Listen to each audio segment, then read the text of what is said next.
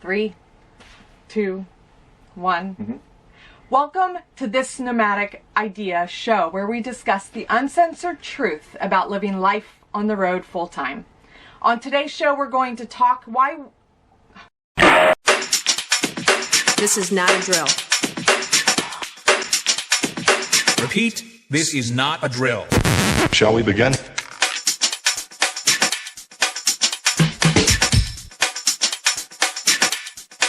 Let's begin. Shall we begin? On today's show, we're going to talk about why we waited a year to get back to doing our weekly show.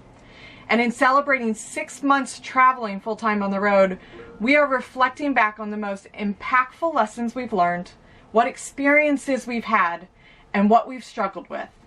Also, what has come naturally to us. Yep, 6 months on the road. Woohoo! Celebrate!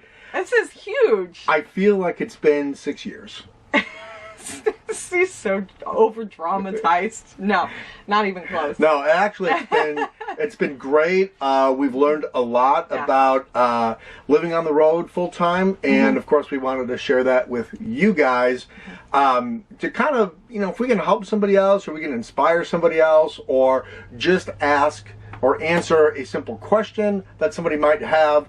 We want to be able to do that from what we've learned, and after all, we prepped for this lifestyle for a long time, and I feel that now that we're out here, it's definitely worth sharing it with you guys. So let's kind of get right into it. Right. Why did we start a show, just to end a show so abruptly 4 shows in?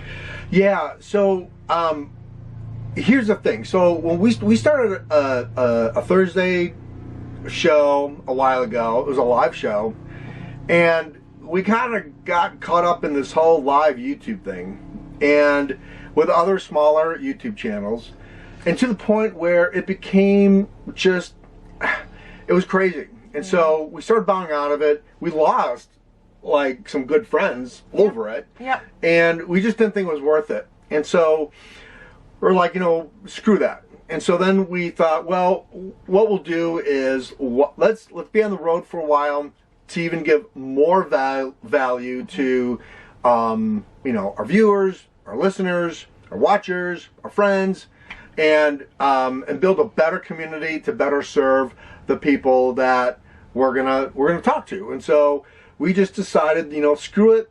That it's YouTube sometimes can be kind of like a high school popularity thing.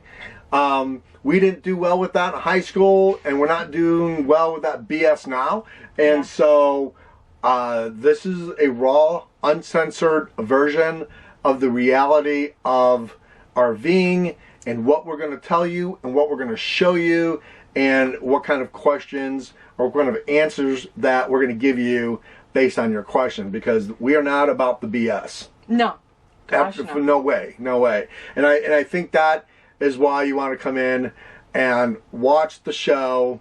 For YouTubers, watch the show. I think we're going to have the show on Sunday night at 8 p.m. And for our listeners, because you know what? Bandwidth is an issue out here.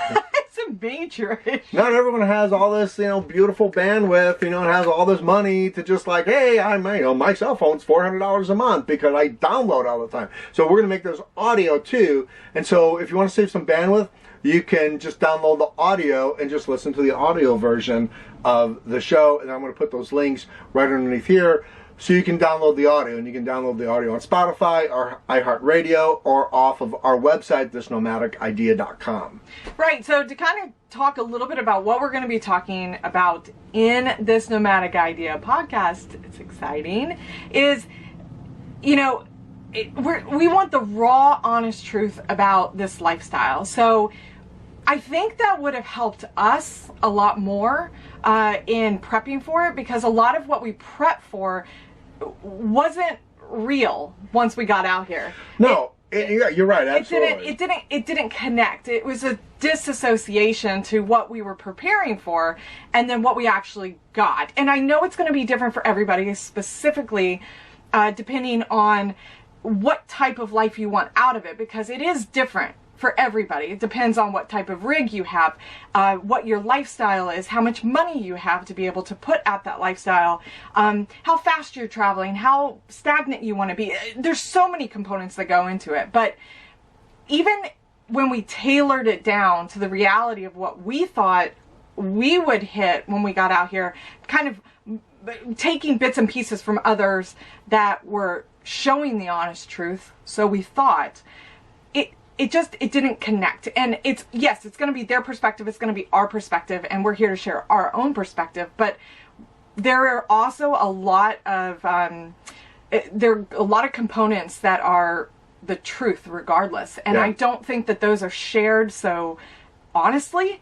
No holds bar, just go for it. And I think a lot of people just kind of skirt the edge of the honest truth. And so we really want to dive in and talk about that, because I'm a realist. I want things stated real. I may not like it. I may not want to hear it, but it's going to be a lot more useful in the long run. The more truthful we can be about what we've been experiencing. Yeah, and so far in the 6 months that we've been doing it, there's been a few surprises. There has been expectations met. There have been expectations lost. There have been truths. There has been some realities to it. And so we're going to kind of reflect today on 6 months of full-time RVing in a 1976 vintage Airstream, mind you, and what the good, the bad, what we've kind of had problems with, and what we're still having problems with, even after 6 months of doing it. And so I guess we can start by saying this: our 6 months has been awesome. It's been amazing. It has. It has. It's been great. It has its struggles, though. It does have a couple struggles, and we're gonna tell you what those are, for sure. But I would say reflecting reflecting the last 6 months, I think everything that we had planned, as far as traveling in a vintage camper trailer, has worked. Mm-hmm. Everything that so the wood burning stove, it's worked. The on-demand hot water heater, it's worked. Although we didn't get that going until like 3 months in. But so for 3 months it's worked. For 3 months it's worked.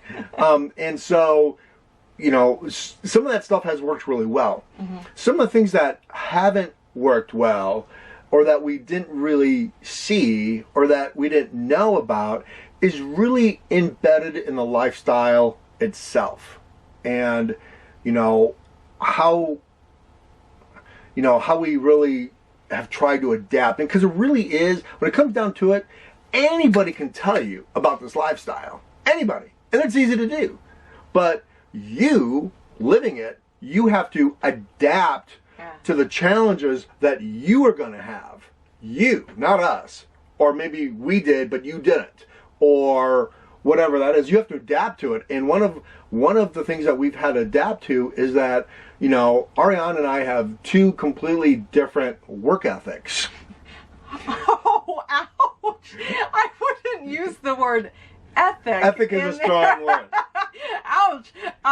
We have different ideals about how we go about doing that said work, right, and how it lays out in a given day. Yeah, okay. Ethic may have been I would say we have two different ideas of what time of day we should be working. And so I think productivity has probably been a struggle. The struggle's real, people. It is. And so and the level of productivity goes beyond our own disagreement or different version.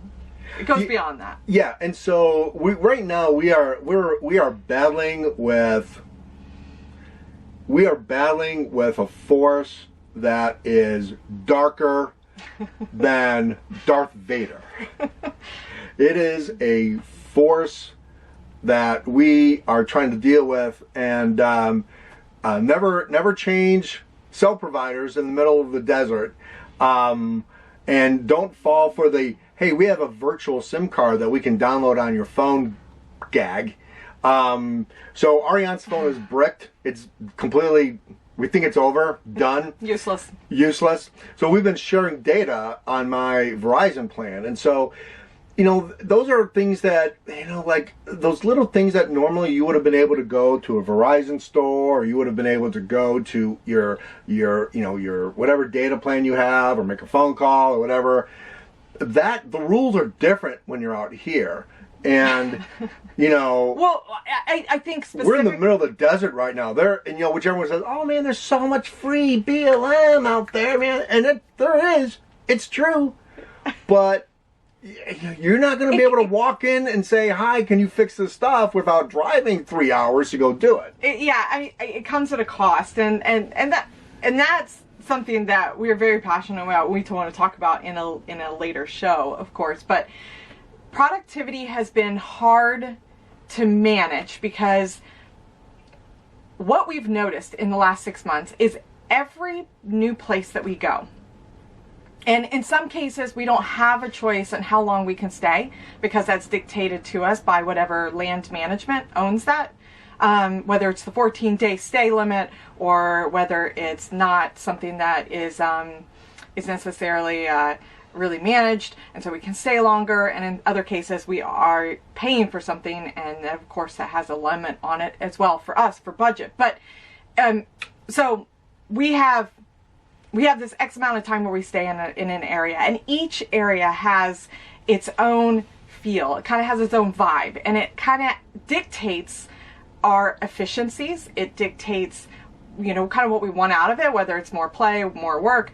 Well, we came to an area where we felt, and this is not just now, but it's been ongoing in these 6 months, where we have really recognized this being something to speak about, because we are here and we're hunkered down, we're ready to work, but yet everything is working against us to meet that productivity criteria. Yeah, I think the biggest thing I would say to in reflection of the first 6 months is that one thing that I have struggled with is that, first of all, I'm like a night owl, and so I don't go to bed early, and so a lot of times I've been at my best productivity, at night. And I'm that kind of person that when I want to work, I want to work. I don't want to have to wait for solar. I don't have to want to wait for bandwidth. I don't want to have to wait. But in this life, those are some of the things that, unless you are paying, $400 a month for your cell plan, and maybe not that much, and you're boondocking next to a cell tower, or there's limits to what you can do. And so the thing is that we are boondockers. We don't like being in the typical or traditional RV park. Now, we have in the last 6 months, and one of those RV parks were great, and they did have great Wi-Fi. But normally, when you're boondocking out here, and we are in the desert right now, as we're doing this, one of the things that you have is that, okay, well, I've got a hotspot, great. I've got good internet now, great. But I've got to charge my device, or I have to stop with what I'm doing because it's 3 p.m. and at 3 p.m. where we're at, everybody and their brother gets on the same cell tower and internet dies. Or I have to wait until 10 o'clock p.m. because that's when bandwidth then again gets good. And so it's like, it's hard to kind of, like, for me anyway, to get into that zone where I can work. I'm used to working like on websites, and I was in the IT business for a long time, and blah blah blah. And I'm used to being able to sit down at 9 o'clock and work until 10, boom, all day.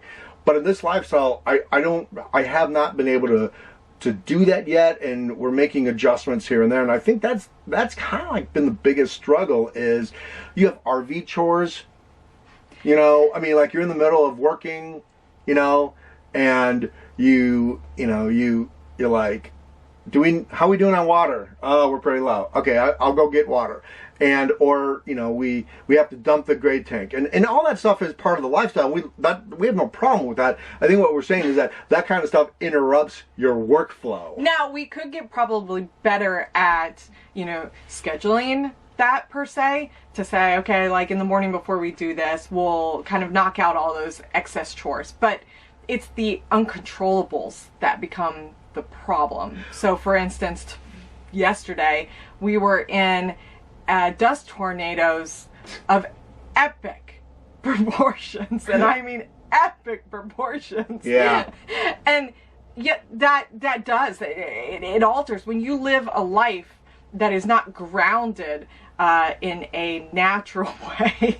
You have these interferences that are beyond your control and do compile and impact everything, from every decision, from solar capability. Well, solar is not effective when you are covered in dust, in inches of dust, and so that affects your ability to you stay charged or to be able to work effectively. Little things like that, and they're compounded. Or have to watch battery maintenance. And of course, yesterday we had to stop what we were doing while we were working because we had to chase, you know, carpet and other people's stuff because we're kind literally of things were being blown to shreds. I mean, literally. You know, going and putting rocks on things, chasing tables, chasing buckets, I mean, that's how bad it was yesterday. So that was a work day that was scratched. And you know, that's fine because that's the environment in which you are. You know, in the sticks and bricks, you can look at all that stuff blowing down the street from your front window.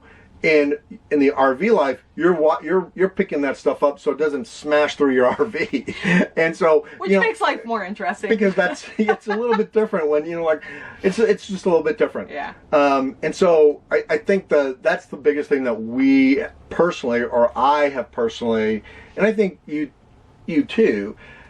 It's just trying to get that Zen moment when you can just get a lot of work done. It's breaking the flow. And the funny thing about scheduling is, you know, like when you say, well, you know, we have to schedule our time. Well, you do have to schedule time, which is complete in contrast of what you see on YouTube. Like, oh, it's a free life. It's just, you can just go be free. Well, yeah, when your schedule permits it. So, I mean, that's a deep conversation that, you know, we'll probably plug into pretty often because it has been a huge component in the last 6 months, and adjusting to that was challenging in the beginning, and then once we've adjusted to that adjustment is ever continual. And so, yes, we signed up for this life. We love this life. It's exciting and it's refreshing to not be so weighed down by such a strict regiment. And so we fight regiment, but yet we also are yearning for regiment at the same time. 6 months later, trying to get some kind of sense of normalcy to be able to function because we need to and want to be able to stay out here. Yeah, and I think the big tip for people that are going full time is that if you do have a full time gig, you already know that schedule. So if you're doing, you know, if you're working on a virtual call center, or you know you're doing tech support, or you know, like my friend works for WebMD, he does stats for WebMD on the road full time. So you know that schedule. You have that set schedule where you know you're gonna have to take calls at this time, and you're off at 3 or 3:30. I think when you're in the entrepreneurial business and you're running your own business like we are, it's a little bit tougher because we don't have that set schedule. So I would say, man, set that schedule as much as you can, and you're gonna have to learn to adapt if you're going to go boondock, if you're going to go to places that we like to go, because internet is different. Data is not always going to be available when you want it to be available, and you're going to have to, you know, pick and choose your specific data plans carefully, because in the long run, if you have a data plan that doesn't support your lifestyle, or your work schedule habits, you're going to be highly disappointed in your productivity during the day. So again, it's all about lifestyle. It's all about your specific lifestyle. Yeah.